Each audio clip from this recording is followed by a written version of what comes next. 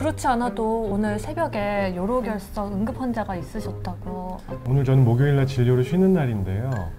또 한 3시 넘어서 또 응급 환자분 연락이 와서 새벽 3시예요? 예, 그래서 네. 여기 앞에 조그만 돌을 한번 가지고 와봤는데요. 요거는 오늘 아침에 새벽에 치료를 받고 가시다가 소변에서 이게 배출이 된 결석이고요. 아, 그래 아주 따끈따끈한 그 네네네. 결석이네요. 요로결석 치료가 중요한 이유는 말씀드린 대로 일단 빨리 통증을 어떻게든 줄여야 되니까 네. 페인을 컨트롤하는 목적도 있겠고, 더 중요한 거는 신장 기능을 살려야 됩니다. 그 골든타임을 놓치면은 신장 기능이 소실이 됩니다. 돌아오질 않아요. 그래서 비가역적으로 나중에 결석을 치료해도 신장 기능이 한번 망가져 버리면은, 물론 신장이 양쪽에 있기 때문에 네. 당장 지내는 데는 문제가 없지만 네. 당연히 신기능이 한쪽이 소실되면 큰일 나겠죠. 그래서 신장 기능의 보존이 결석 치료 중요한 그 목적이 되겠습니다. 가장 간편하게 할 수 있는 방법은 체외 충격파 쇠석술이고, 네. 1차 치료로 제일 많이 이용이 됩니다. 체외 충격파는 그냥 장점은 뭐 어디를 절개를 하는 째거나 네. 요도 안으로 관이 들어가는 그 어떤 삽입이 없이 네. 간단하게 마취 없이 외래에서 그냥 치료를 할 수 있고, 1차 치료로 이게 어떤 그 골드 스탠다드가 되겠고요. 어떻게 치료를 하는 거예요, 그럼? 동영상을 좀 보여드릴게요. 네네. 이거는 그냥 간단하게 네. 파쇄수라는 영상인데 보시면요. 네. 동전보다 조금 작은 돌이 있었는데요. 네. 한 5, 6mm 정도 되는 돌이었고, 네. 근데 그냥 저거를 이렇게 3차원적으로 조준을 해놓고서 네. 치료를 그래서 10분 정도 하고 나면은 아까 하나로 돼 있던 돌이 저렇게 부서진 겁니다. 부서지네요. 그럼 부서졌겠죠. 네네. 그럼 저거를 이제 물을 많이 먹고 아래로 배출을 하는 겁니다. 그러면은 그 저거는 꽤 큰 돌이었기 때문에 네. 저 잘게 부서진 게 또 내려가다가 맨 밑에 1, 2mm 좁은 구간에 또 걸릴 수가 있겠죠. 그러면 그 다음에 또 치료를 하는 거예요. 그런 게 이제 쇠석술의 이제 원리가 되겠고요. 네. 체외 충격파 쇠석술 수술을 하고 나서요. 네. 그 다음에 돌이 다 아예 없어지나요? 아니면은 집에 가서도 좀 나오는 경우가 있어요?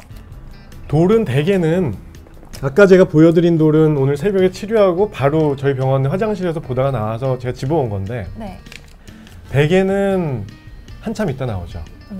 병원에서 쇠석술이란 거는 돌이 이렇게 있으면요, 딱딱딱딱 깨서 돌을 부숴놓는 거예요. 파쇄를 하는 거고, 네, 잘게 부숴놓으면은 돌을 밑으로 배출시키고 소변으로 나오게 해야 되는 건데, 그거는 이제 환자분들께서 노력을 해주셔야 돼요.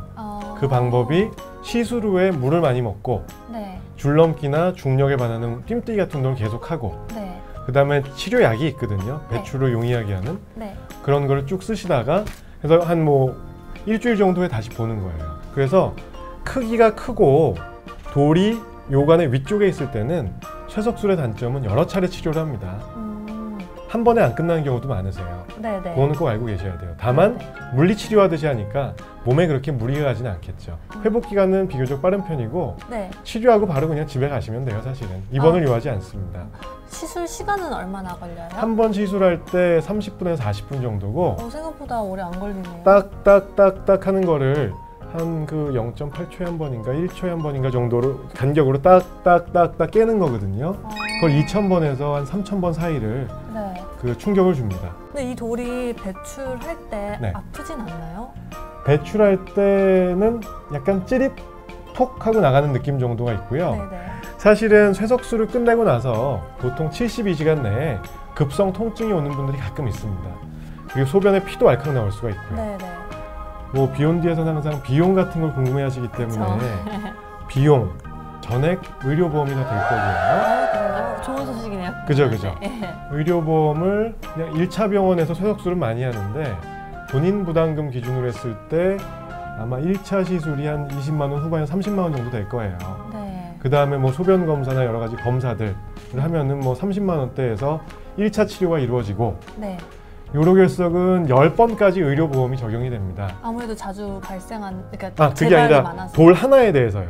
돌 하나에 돌 하나가 있는데 아주 큰 돌이 있으면은 10번을 치료해야 되는 경우가 있어요. 네. 나라에서는 이제 10회까지 의료보험을 해놨고, 처음이 예를 들어서 30만 원이 들었으면은 네. 2회차부터 5회차까지는 15만 원.